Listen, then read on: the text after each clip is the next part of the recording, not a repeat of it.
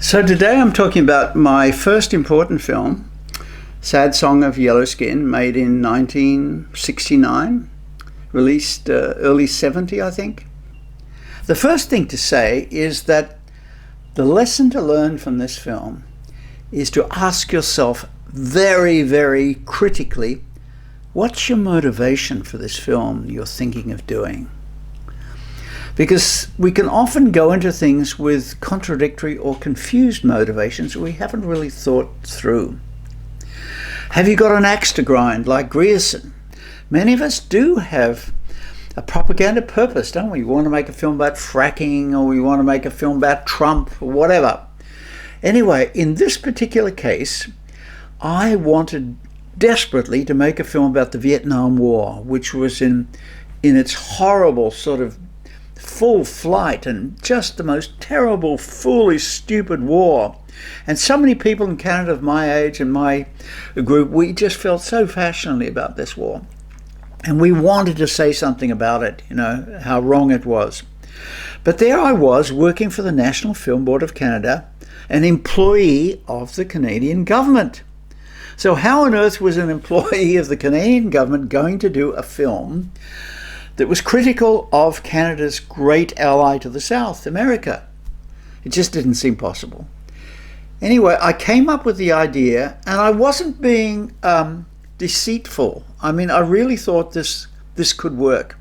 I came up with the idea of a film shot in Vietnam about a thing called the Foster Parents Plan, which was a very honourable and worthy scheme, whereby Canadian families were sponsoring with money Vietnamese kids in trouble in the war and so on. And they had offices in Saigon, and I would be able to meet the families of the children and film them and everything. And then I could film the people back in Canada who were doing the supporting and everything. So all of that got set up and approved. So there I was, 69, early 69, and I'm flying into Saigon, and I'm looking out the window, and there were all these wrecked planes around the perimeter of the airport. And there's a guy, I don't know if he was announcing on the PA or just somebody I heard saying on the plane, when you drive into Saigon, when you get into a taxi or something, for heaven's sake, make sure the windows are all up, because somebody could come up on a motorcycle, pop a hand grenade through the window, and you're gone. I'm thinking, what am I doing here? Do I really want to go into this situation? I've never been in a war before. I'd never been in such danger, and I was really beginning to feel very, I won't say cowardly, but I was frightened. Anyway, somehow none of that happened, of course. I got into the city. I met the foster parents people. They were lovely. Had a place to stay. And the next day, maybe they supplied it. I had a motorcycle. And here I am late at night. I'm driving through the most dangerous parts of Saigon, from one extreme to the other. From fearful to just bold, crazy bold, going through all these areas where there'd been attacks and things. And I don't know why I was, initiate myself to the situation. But of course, that was nothing to do. I mean, that was just acclimatization in terms of the location and the ambience and the thing I was coming into. But what about my topic? As soon as I got there and I saw the craziness of the situation, I'm beginning to think, this idea that I've promoted, this idea I'm here to do, I mean, is it really something that I can, in good conscience, do? So, of course, I let that ride for a few days as I did various things you had to do.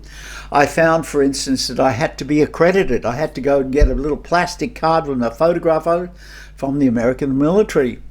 I didn't know that I had to do that, and maybe it was because I was a Canadian civil servant that I had to have it. Anyway, I find myself in this major's office, and he tells me that once the card is done, I'm going to be a major too, just like him. I'll be Major Roubeau. And with this card, this magic card, I'll be able to fly anywhere in the country for free. Just give them a call and they'll fly me somewhere. If I need a helicopter, they'll lay on a helicopter for me. I can go anywhere in the country and embed myself with any military unit and follow them and so on. Well, of course, you can guess that I didn't want to do any of that. I mean, I knew the trap that would be anyway, because once you embed yourself once you become part of the machine, there's no way that you can criticize the machine. I mean, you just become close to the people caught up in the situation. There's no way. And secondly, I had a crew coming, and they had not signed on to be in some war situation like this, and there was no way that I could put them through that. So here I was in a double dilemma. I'm wondering about the foster parents plan, you know, my motivation and the feasibility of doing that. And then I'm also thinking, well, I'm certainly not going to be any way associated with the war. I did use the car. I went to an enlisted man's club. It was weird. You go in the door and there was a gun check girl, not a hat check girl, but you had to leave your gun with her. Well, I didn't have a gun. You went in there and you got hamburgers as big as frisbees, and all these great big American GI guys are lying around watching American football. And in the corner there was a black GI on a shooting gallery, and he's got one of these laser sort of rifles that you see in a pinball arcade, and he's shooting a Viet Cong, you know. Weird. And I thought, well, I could do a weird film in this country. But again, to what point? Would that really be a war criticism? Is that what I want to do?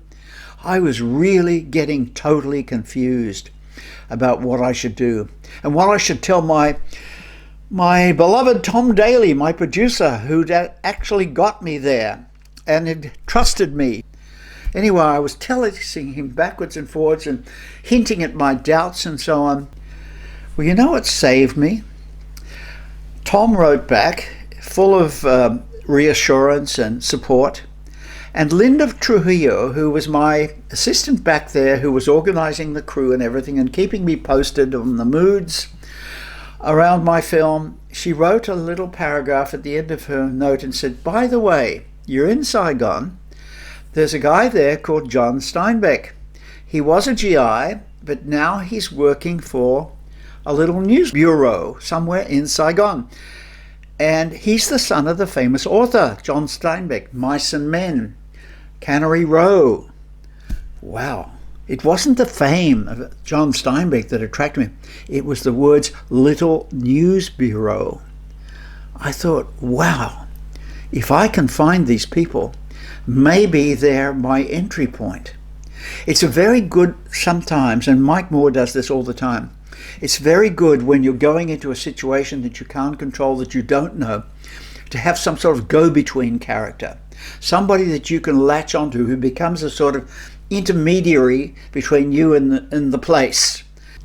So somehow I found Dispatch without any help from the internet, because it didn't exist then, of course. And there they were, these young Americans, all anti-war types, all typing away stories for minor magazines and newspapers, and all doing fascinating things. John Steinbeck himself was not there. I saw him zipping off on a motorcycle with his girlfriend. What was that all about? But there was Dick Hughes, who was so sort of reflectively interesting. This is Dick. The only way I try to answer that question for myself why I came over here, the only thing I really found is that it seemed like the most natural thing to do. If you're concerned about something, you do something about it. And the way I do things is to go right to the center of the problem where it's happening. And then there was Steve Earhart, who must have known that I'd seen some bizarre things in the enlisted men's club or something. Maybe I mentioned, because he tells me a very bizarre story. He tells me he's doing an article about a cemetery in Saigon, a cemetery which was now disused in terms of burying people, but where it became a shantytown for the poor of the city, where all the bar girls and the prostitutes lived and other shady characters. They all living on top of graves, on tombs, and incorporating them into their shacks. And he said it's very dangerous in there, but it's fascinating. And if you want to come and follow me as I'm doing my story, you can piggyback that. Great. So, wonderful story. Lots at stake. Steve, interesting character. It was starting to click. Touching, cemetery, death, starting to click my boxes, my points. And then I found out that Dick Hughes, the person that you just met, he had rented an apartment, a street-level place, and he had started to take in shoeshine boys, homeless kids from the street, no parents, lost in the war, And these kids were little hustlers. They would go out in the streets and steal and pimp every day, bring girls to the GIs and clean their shoes and everything. And Dick gave them a place to sleep and a sort of a bit of a solidity in their lives. You know, somebody who could love them and look after them to a certain extent. Paradox, you know, the loving American, whereas out there were all the hating, all the killing Americans. In fact, Steve said, Americans in this country, they either kill or give. It's one or the other, you know, and the boys understand that. And they tap into these Americans as if they're a sort of natural resource. Some countries have oil, some have copper. We have Americans, and we treat them that way. Anyway, so there was another thing. And then I found out that Steinbeck, the missing John Steinbeck, he was on an island of peace down in the Mekong Delta. He'd become the follower of a man called the Coconut Monk, dedicated to peace and mysticism and manipulating symbols to bring the war to an end. My God, I had 3 stories, 3 story possibilities. Today, I don't know if I would have followed all 3. I think I'm more these days thinking in terms of one single character, as I did with Daisy, as you'll meet later on. You'll meet Olive and Francis Sutton. You'll meet single characters that I tend to follow because you go deeper with them. So that's a thing. Whether you make a pastiche type of film, which this one is, where you cover lots of ground, lots of story threads, or whether you go deep into one, is a dilemma to face. I guess the fact that I knew so little about the place, didn't feel competent to go into one story perhaps. Although in Dick's house, there was a little hustler called Wee. Wee looks about 17. He looks about 12. He's actually 17. Wee pimps, steals, sells more refrigerators than anyone else. And in a game like this, you may win or lose $100 a day. Wee is a real operator. And Dick accused him of things that made Wee very angry. Why? Yes, he put money in table and asked me him give me money. Why didn't you tell him? Don't do that. Too many I have to play card, he go away. Tonight you asking for more money? No.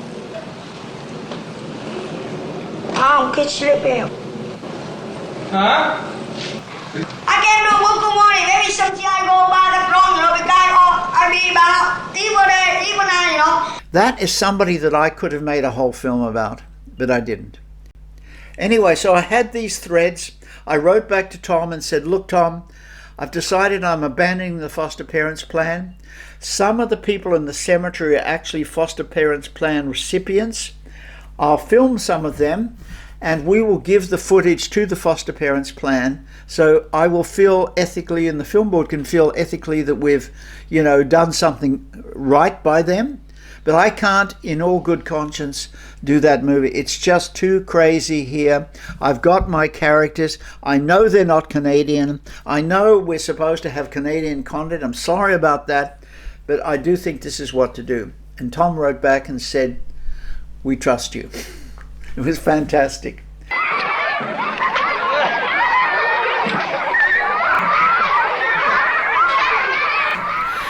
Then the crew arrived.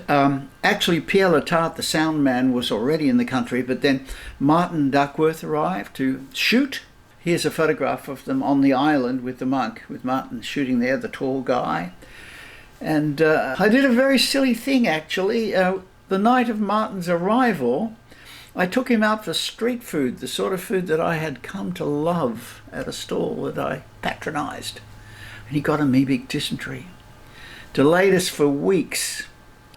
Anyway, with Pierre shooting and me taking sound, we went into the cemetery area with Steve. Met the bar girls, found these girls who were sleeping with Americans. Often they had babies by the Americans. The Americans had disappeared. Followed that story, followed the stories I just said about Dick and the shoeshine house and the kids on the floor of his house. Followed all of that. Went to the island and was fascinated. by this strange island with the monks and their burgundy coloured robes, and the peace on the island. Weird peace, with the bullets at night flying over top from one side to the other, but none ever landing on the island. And the monk there, little man, a little bit like a Gandhi figure, with an impish smile, who got his followers to make these palm leaf grenades and other sort of artifacts with war. Idea that by making these things, he could manipulate reality, manipulate the future, or stop the war through this symbol. It was fascinating. And I think, I love things that are philosophically deep, but I love them when they've got a sort of a real action component or colourful side to them. And Steinbeck was a great talker. So he really fitted the bill as somebody who was I said I will say in classes, everybody is interesting in terms of a film, but some people are more interesting than others. Let's face it. A vegetarian diet, after about 4 days, your body feels light and your mind feels very light. And, like a balloon, as one says, you could float away. And so these people eat nothing but vegetable. This is a classical Buddhist circle. Man lives off the earth. When he dies, his body decays, whatnot, but it goes into the earth. And out of the earth comes vegetables. I had a Nikon still camera, and some kids in the Sushan house stole it. I decided to mention it. Now, why did I do that? I think I was basically trying to say, look, I'm out of my depth here. I'm not coping very well. I'm leaving things around. I've been, ripped off by these kids. On the other hand, they are my subjects, and I'm not going to go after them or report to the police if that was possible. So that was my little clue that I was going to be this sort of personal voice.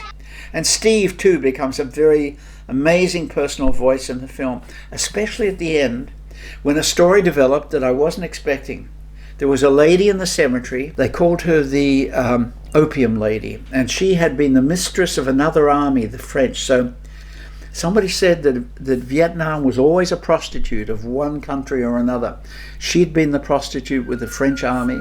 And there she was, living in the cemetery, smoking her opium pipe, never coming out of her little cubicle above the grave on which she slept. And I was going to film her, and I didn't. And then I hear she died. And I think, well, that's it. I didn't film her, so on to other things. And I was filming a fortune teller, and I was filming the bar girls, and I went to the cemetery that day, and I found that people were buying a coffin. They were actually, all these poor people were putting money in for a coffin for her. And there was her little daughter, and her littler daughter in the arms of the little daughter. These two little kids, what was going to happen to them? And then I'm seeing they're pulling the body out of this cubicle, and they're putting in the coffin. In a way, it was horrible. But then Steve was talking about what a beautiful person she'd been and how tragic was her story and everything. And so somehow that became like a climax in the film. I don't know today. Sometimes I look at it and see, should I have put that in or not? That's the sort of thing you often don't decide at the time. You shoot it, and you may just drop it to the cutting room floor. You may not use it. But I decided not only to shoot it, but to use it. But it's an ethical question. And after a while, she was hooked on the Black Phantom opium. I was thinking of her living there in a tomb. And she was once a dancer. And I'm happy with it now. I think because it was a country full of death. He was a woman, not a direct, victim of the war at that time, but she was in a way a victim. And then I bring it to peace at the end, because I end with the island, the peaceful island. I end with the sunset. I end with the incessant gongs, bang, bang, bang. And I end with the hope of the monk, because out from the tip of the island, he had constructed out over the river on concrete, a concrete map of his country from North to South Vietnam. And every day he would walk along this map, his little feet picking their way through the buildings, and he would do this as a way to unite his country. He never did. He left on a flotilla of boats sometime after we were gone and died somewhere on the way to North Vietnam. That shot, that amazing shot, was actually filmed by our assistant, Trong. I wrote to him and said I needed the monk on the map, and he did that with his little silent camera and sent it to me in Montreal. I owe him so much for that final shot. The whole film, most of the film, was in fact shot by Martin Duckworth, who's still a very good friend, although he's 10,000 miles away. Pierre Letarte did some too, but it was mostly Martin's sensitivity that he brought to the film that I think really makes it so good. The people in the film, Steve Earhart died quite soon afterwards in India. John Steinbeck died years later, back in America. Dick Hughes I still have contact with. He went back to New York to be an actor, which he'd been before. And he's also dedicated his life to the story of what Agent Orange did to Vietnam, campaigning to get compensation for the millions of victims of Agent Orange in that poor country. 3 million people are still suffering from that, apparently. So good on Dick. If you're concerned about something, you do something about it. And the way I do things is to go right to the center of the problem and where it's happening.